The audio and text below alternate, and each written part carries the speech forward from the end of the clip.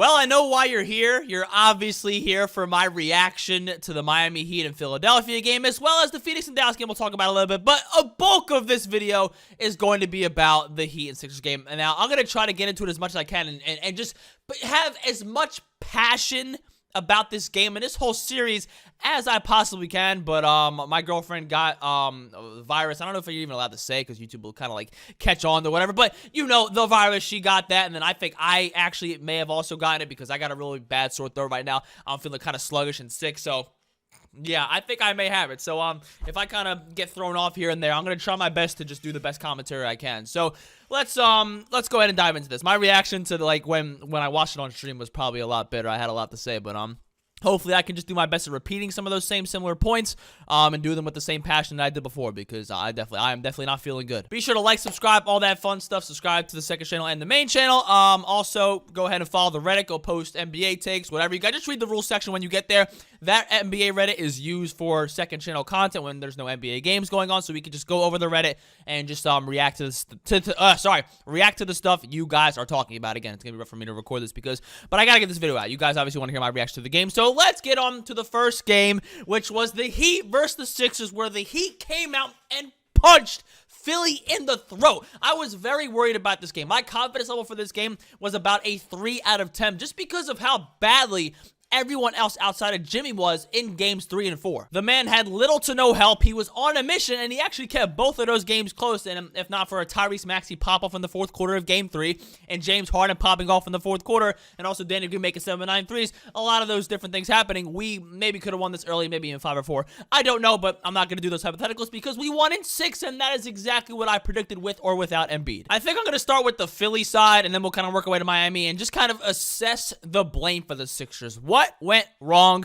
for Philly? And I think the person you have to blame the most, I talked on Twitter a lot about Joel Embiid. I'm going to get to Embiid, but you have to give this blame to Harden. My Lord. He in these last 2 games, game 5 and 6, he looked completely checked out of both games. He looked like he wanted no part. He was lazy dribbling the basketball. He wasn't being aggressive enough getting to the basket. Just everything. He wanted nothing to do with this game, especially in the second half. 0 for 2, 0 points, 3 turnovers. Like, he was an absolute disgrace for his actual NBA ability. Like, right now in the NBA, he's probably a top, he's going to fall down for sure. But just a year ago, the guy was a top 15 player in the league, and now you may even question if the guy's top 30 the way he's been playing. So yes, out of everyone on the court, I think Harden deserves not all the blame, but he deserves a big chunk of the blame. The next person I'm going to toss this up to is Embiid. Yes, I'm going to get into it because you're going to be saying, well, no, Embiid was injured, blah, blah, blah. I'm going to get into that because when is Embiid not injured? That is my point. When is Embiid not injured in big playoff games or just in the playoffs in general or just in his entire career? The man is injury prone. So when the man is injured, that is him. That is actually him when he is injured. Rarely is he ever playing in a playoff series when he's actually 100% fully healthy. And it's a rarity if he is in the first place. So when he's injured, he still needs to play like a, not obviously top 5 player because he is injured. But geez, can you at least play like a top 20 player? He played 4 games in this series, and 3 of them, I would argue, were pretty horrific. He was bad in game 5. He was awful in this game 6. Bam locking him up and playing extraordinary defense, forcing him to be a shooter and playmaker, which is the 2 worst things out of his entire game, obviously. Now, I say worst with a cup of tea there. Obviously, he's, a very good shooter and a very solid facilitator, but those are the 2 worst parts of his game, and Bam did a great job on that. He had a solid game 4, but it was nothing to brag about. It was 24 and 11. It's just nothing crazy. He never had a Joel Embiid game in this entire series. Yes, I understand he's injured, but can the guy play a little better?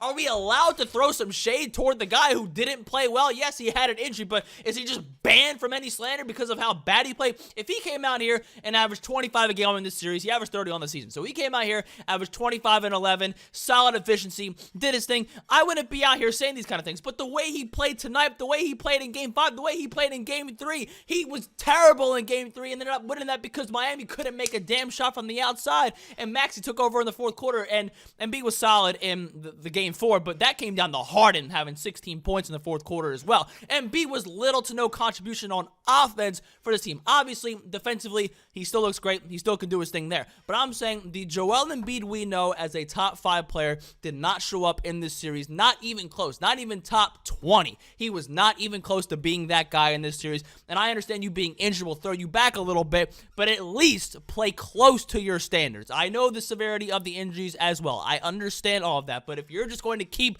throwing shade at him being injured or throwing blame on him being injured, then Sixers fans are going to be in an endless loop of nothing. The Sixers have yet to make a conference finals appearance since what, 2001? Okay, you can't just keep throwing the injury card. It's a part of who Embiid is. It is him. So, listen, they're obviously not going to trade Embiid or make any moves like that. You can obviously win a championship with Embiid healthy as your best player. That is very possible. But the big asterisk on that is healthy. The same thing with Anthony Davis. They were able to get Anthony Davis for one healthy year because of the bubble, because they had 3-4 months off, and Anthony Davis was actually able to stay healthy, and they won the championship. Now, if something like that could happen for Embiid, another bubble, I don't know. But the man cannot just stay healthy. And I understand what happened in the game, down 29 or up 29. He gets whacked in the face. I got it. But the man is still injury prone. So I'm not going to give Embiid a pass for being injured. He played terrible. He had a terrible series. Simple as that. And then next, I guess, blame Doc Rivers and the role players. I mean, listen, this Sixer team really didn't have any depth outside of, well, not depth, but outside of Embiid, Maxey Harden, and Tobias Harris, maybe Danny Green hit some shots here and there. They don't really have anybody else going for them. Niang, Paul Reed, Thibault, Shake Milton had 15 tonight, but he's barely been getting minutes this entire series. Like, you can't rely on Shake Milton to be your off-the-bench scorer. That's just not going to happen. Just so they don't really have any depth, and that was a big reason why I chose the Heat to win this series over the Sixers in 6, because they have 4 guys you can rely on, but at the end of the day, we have more guys we rely on as well who are going to make bigger contributions off the bench than what Philly gets. If just 1 or 2 of those guys from Philly have a rough game, we're going to be at the advantage. If Jimmy or Bam has a rough game, something like that, somebody else can step up. If Lowry was healthy, then he could step up, whatever it may be, but he's not. So maybe Gabe Vincent, Tyler Hero, whoever, Duncan Robinson, sorry, Oladipo, Max Strus. We have plenty of guys who could step up in big situations and take over. You also notice how I, in any of these videos, ever uttered about Kyle Lowry being injured. No, he just sucked. He played bad. Yes, he's playing injured. He played injured, but I don't care. The man was playing bad. He came back early for no reason, and he hurt us more than help us. Obviously, Lowry means less to the Heat, or Embiid means more to the Sixers than Lowry does to the Heat, obviously, but you get the point. So I guess for the Sixers now, do you give Harden the max? You can't. I mean, he's going to opt into that $47 million player option, right? I believe it is. So kind of a prove-it deal, I guess, for $47 million. So if Harden can get himself into basketball shape, look like he cares, then maybe they'll have a shot to actually contend. But until then, I mean, Harden just looks like he had his one great game in Game 4, but these entire playoffs, he has been an absolute shell of himself, except for that first game versus Toronto, right? Game 1, he had like 22 and 14. But outside of that, man, he has been a complete shell of himself. And now let's get over to the Miami Heat side, and Jimmy Butler is proving why he belongs in the superstar group of one of the best players in the NBA. The man is sensational. I've talked to you guys countless times on how I would rather have Jimmy over Tatum. If you prefer Tatum, that's fine, but I think it's close enough. I feel like I always mention that, and I kind of just get kind of brushed off like, oh, you're insane, Tatum's way better. But I think now people are more so starting to see what I'm talking about and the impact Jimmy really makes when it's high leverage moments. We kind of throw away last year. That was a complete dud year. That was insane how bad everybody played against the Bucks in that first round. That is not going to happen this year, whether it's the Bucks or the Celtics. 32, 4, and 8 on the efficiency wasn't really there like that. He was a little under 50%, so he wasn't bad, but he hit 2 of 6 threes. He was just dominant all night long, and he's been at the entire playoffs outside of Giannis and Luka. I guess he's been one of the best playoff performers of the year, man. Just his defense and also what he's been contributing on offense, doing everything on the court for the Miami Heat. As for Bam, this was his best game in the playoffs so far. Not even close. The way he defended Embiid in this game was nothing short of amazing. Just blocking his shot, forcing him to take contested mid-range jumpers, just making life hell for Embiid in this game, being in the passing lane, stripping guards, doing everything defensively, which is why I think he is the best defender in basketball. He can guard 1 through 5. He has no problem doing either of those. He's a great defender in the post. There's no weaknesses to his defensive prowess on the court. With Gobert, obviously, I don't want to keep throwing shade at Gobert in these videos, but Gobert, if he gets brought out to the perimeter, that's a mismatch for if a top guard is going at him. But if a top guard is going at Bam, he's going to have a much easier time because he's a way better defender from the perimeter. There is no weaknesses in Bam's game. Gobert is someone who's showing in the modern NBA he can be exposed, and in the playoffs because teams are targeting him. They're also doing that driving kick action because the perimeter defenders for Utah are bad. But place Bam on any team, no matter how bad their defense is, he is going to look good no matter what. He's going to be a great defender no matter where he goes. And my lord, Max Strus, man. Jesus Christ. Listen, I feel bad for Duncan. Like, I do. I understand. But this guy, Max, is better than Duncan ever was, even in the bubble, anything like that. His defense is amazing. The way he's been rebounding the basketball. Some of the passes I saw Strus make tonight, he was on another level. He was so locked in tonight in Philly, which is what Jimmy needed. Jimmy needed a right-hand man on offense to help him out, and he was able to get that in this game. Max Strus had 16 in the first half. Like, he was amazing. So, listen, I don't think he's going to be dishing dimes like that against Milwaukee or Boston, whatever it may be, but as long as he keeps hitting shots and keeps playing great defense, then I have no problem. Tyler, I thought, did a good job getting his groove. Most of the shots he took were fairly easy shots. He was making the game easy for himself, whereas when I thought in the series versus Atlanta and most of this Philly series, a lot of shots he was taking were kind of tough shots, which he can make, but I'd like to see him get easier looks that I saw him get all throughout the regular season. So he wasn't too efficient. He didn't really do too much to contribute to this basketball game, but I thought he was gaining more confidence and getting easier looks for himself. That's good to see.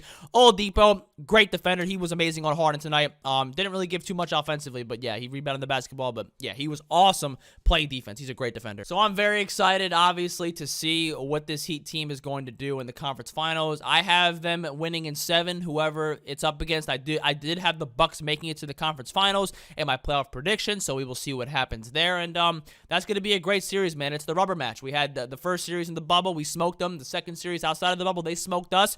And now we're all brought together. Jimmy's playing at an all-time high. Guys are stepping up. We have that depth, so it's going to be an incredible battle no matter what team we go up against, and I'm excited to see who it is. I'm sure there's more I could talk about, but I'm not going to lie, guys. I'm getting kind of lightheaded. Like, I tried to use as much passion and talk as clearly as I could, but I just keep getting stuff up my nose. Like, I'm a mess right now, bro. Like, I'm definitely sick, like, for sure. So I'm trying my best out here. And now we have the Mavericks and Phoenix Suns game. I'm not going to talk much about the game. I really wish I could sit here and do it, but I just don't really have the energy. But I guess I could just say I'm shocked this is going 7, but I do think Luka is the best player in the world, and I guess it's not a surprise that the best player in the world is taking this Phoenix Suns team to 7 games, because as good as his Suns team is, I mean, Luka just keeps fighting, and he's getting some help. Guys are making shots. Now, again, I still don't believe Brunson could be a number 2 option for you to win a championship, so, you know, I'm still shaky on that, but the fact this went 7 is impressive within itself. I would be absolutely shocked if the Mavs win Game 7. That would be insane. Luka would literally be having his LeBron 07 championship run, because then he had to face off against probably going to be the Warriors. I mean, if the Grizzlies come back, that'd be insane. But yeah, probably going to be the Warriors. And listen, I give him a good shot. I would have to repick because I have the Suns going to the finals. So if the Suns lost, I would have to really think about that series, because the way these role players are playing for Dallas, the defense they're playing, Luka just being unstoppable, he's going to do what he's got to do. Man, I'd really have to think over that series, man. It just might be Luka's year. You never know. But anyway, I hope you guys enjoyed. Again, I'm really sorry. Like, I have nothing like left in the tank right now, bro. I was going to record like a long-ass video tonight, and I just can't. Like, I literally can't. So I'm going to set it all up, get it ready, and hopefully tomorrow I'm feeling better. I feel like absolute, like, shit. Like, I literally cannot record. There's no way. So, yeah. I definitely could have went in more depth on the Embiid situation and all that stuff and everything, but I gave base value of everything I had to offer. So, anyway, hope you guys enjoyed. I'll see you guys next video. 1 finger, 1 pinky, 1 thumb. One love. Sorry again. Oh, my God, I'm a mess. I'm out. Peace. Jesus Christ.